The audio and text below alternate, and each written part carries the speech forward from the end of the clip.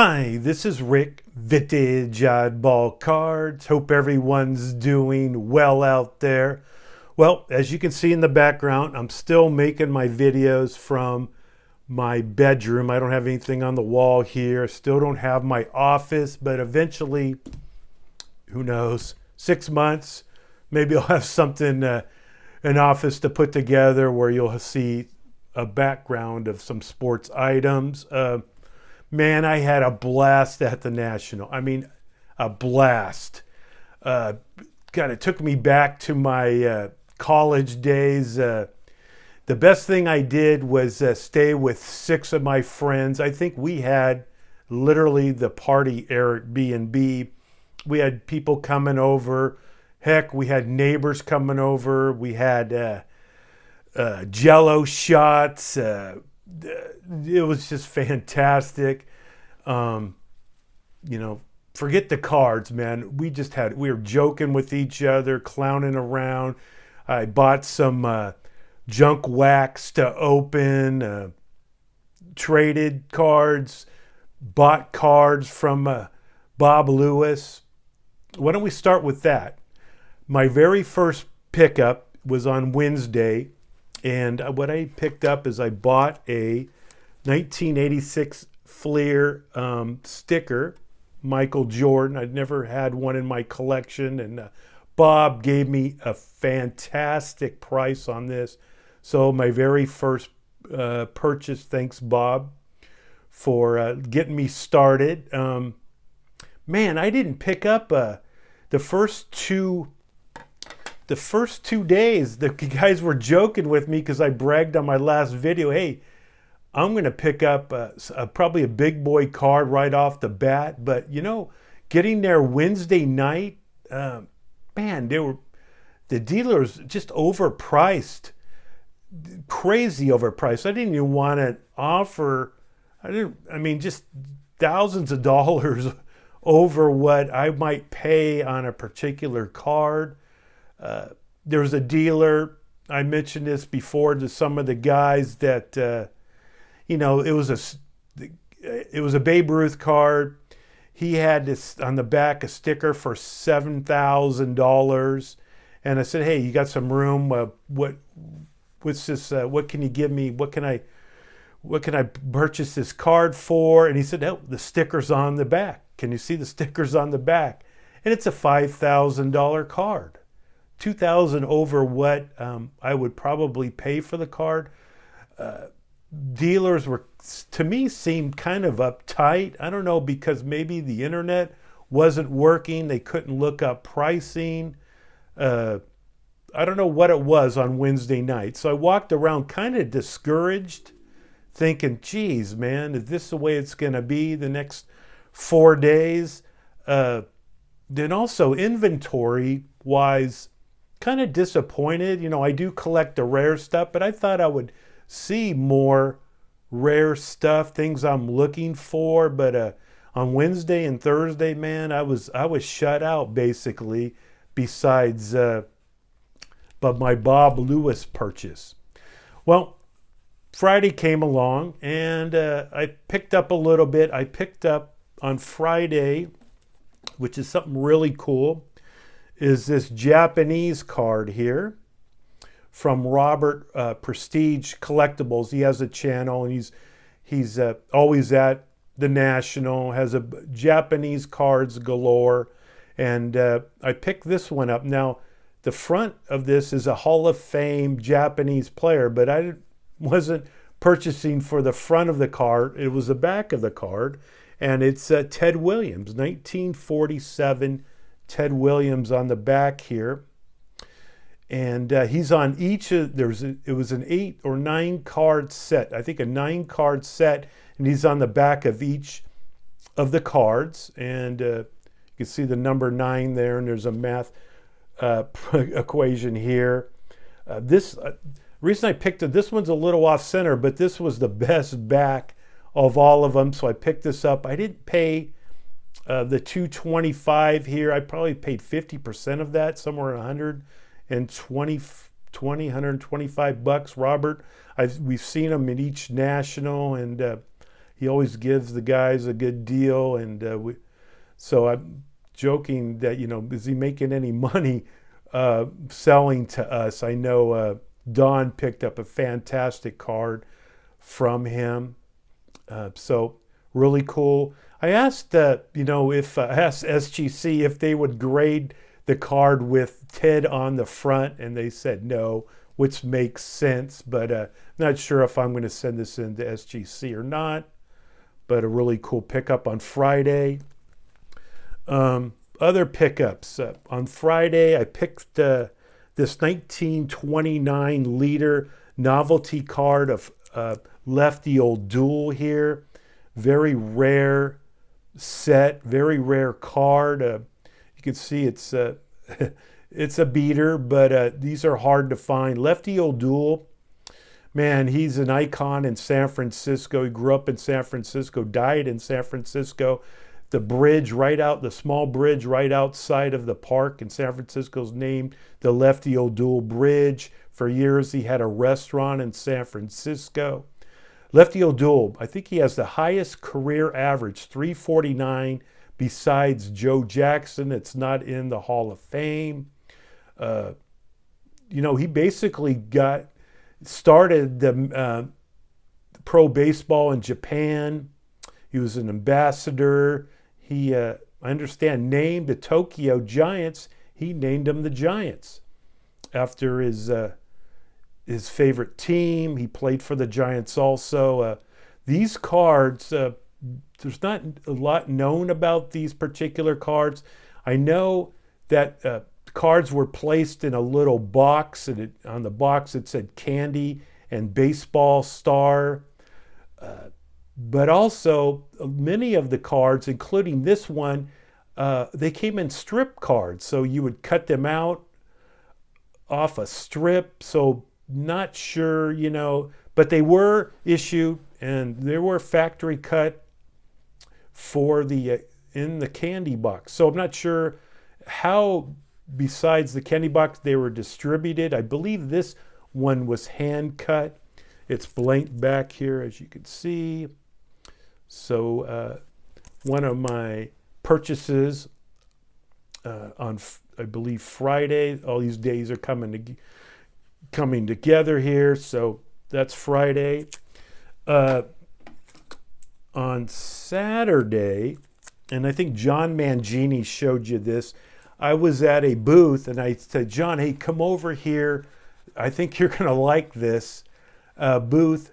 And man, he had this dealer had two of these Sporting Life envelopes. And when the gentleman said, I asked how much for them, he said, $125 each. And then John right off the bat says, do you have any more of them? And we were just thinking, I've seen this $300-400 on eBay. One sold, I think, for $3 something on eBay. So we jumped on two of these. I, of course, got the better one because a finder gets the first choice. So what you would do in order to get a card, it was 24 weeks. The Sporting Life issued 12 different cards each week. And for 4 cents in a coupon, you would get 12 of the cards.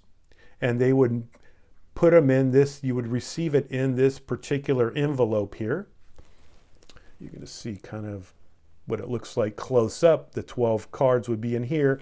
Now, one of the cards, would be Series 8. And on here, Series 8 would include John McGraw. Well, I just happen to have a John McGraw card. So this is a Sporting Life John McGraw card that was placed in the envelope. And so just kind of really cool to pick this up. A Sporting Life publishing company, 34 3rd Street, Philadelphia. And like I said, this would be Series 8, and there was 24 weeks that this promotion would go on for. And with the same dealer, and I picked up a Bush here. These are Colligan chip proofs, square proofs. And I'm not quite sure this particular card had anything really to do with the Colligan chips. I mean, it has the same photo or the same image used for the Colligan chips, but I believe these were probably placed in another, whether it be a gum or candy product. So I'm, again, not sure if they had anything really to do with the Colligan chips. Somebody on Net54 said dentine gum. It was placed maybe in there. It's blank back on the back. And a lot of them you're going to see on the back, it has a little, these were placed like in an album or somewhere, stuck to something. So kind of a cool, inexpensive pickup. You don't see every day. Let's see what else I picked up. I picked up on Saturday. I picked up, of course, I had to get a Christy Mathewson. So this is a 1909 American Caramel E90-1. And this is in a 1 here. And, you know, it's a beautiful 1. I mean, if you're going to, I would say if this was in an older SGC or PSA slab, this might be a 2 or a 3. The color's fantastic. Obviously has some issues with it. And on the back here, you can see what it looks like. So made a deal with the dealer and picked this one up for my collection. Also picked up a 1950-52 Royal Desserts Stan the Man. These were cut off the box. This one's in a 2. I didn't have one of these before, so glad to add that to my collection. Now Sunday, I made some deals. John Mangini didn't want to go to the show. He said he had to drive 10 hours. Didn't want to go to the show, so I picked up some cool items. I made some deals. On Sunday, the dealers were willing to deal with me. I circled back on something. So what I did pick up was a 1915 stamps here, Postico stamps of Ty Cobb. It was a 36 set stamp, different players. Again, 1915. I really would like to get the Christy Mathewson, so if someone sees one out there, let me know. Now, with this particular dealer I dealt with, it was an older gentleman and his wife in their 70s. They had a really good location, so he must have been going each year to the National. And this was kind of tucked away, kind of an unorganized booth like you would see years ago going to card shows. This was kind of tucked away, and I kind of saw, I've seen, man, is that one of those stamps? So I asked the gentleman, you know, how much do you want for this? And he says, I think I picked this up years ago. He asked me, do you have any idea what it's going for, what it's worth? So I was, honest with him. I told him what the last sale was, which was a couple years ago on this, and we struck a deal. So really cool Ty Cobb stamp, 1915. And of course it's blank back here, as you can see. Also, really, really cool item to add to my collection, a 1960 National Bank Tacoma Giants. This is Juan Marichel's very first card. And you can see the young Juan Marichel. This was the AAA team for the Giants. This particular year, he went in the minor leagues 11-5, 3.13 ERA, 12 complete games. He was called up to the major leagues in July of 1960. In his very first game, he threw a one-hitter.